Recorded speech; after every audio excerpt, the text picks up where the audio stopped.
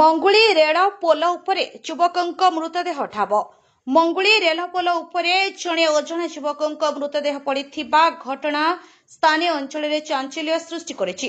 प्रत्यक्षदर्शीଙ୍କ कहवा अनुसारे युवकଙ୍କ मृतदेह एभली अवस्था थिला जे गला रेल पोल उपरे अटकी रहिथिबा बेले शरीरर अन्य अंश तळकु झुलिथिबा देखिबाकु मिलिथिला।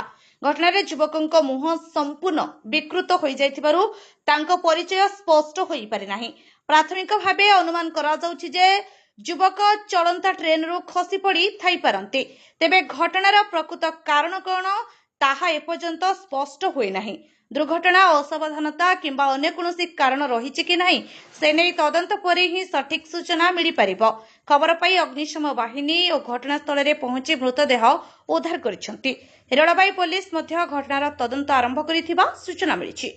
मृतकଙ୍କ परिचय जानिबा सह घटनार प्रकृत कारण पाई पुलिस विभिन्न दिगरु तदंत करुछि। सालेपुरु शिशुकृष्ण नंदनक रिपोर्ट आपणक खबर।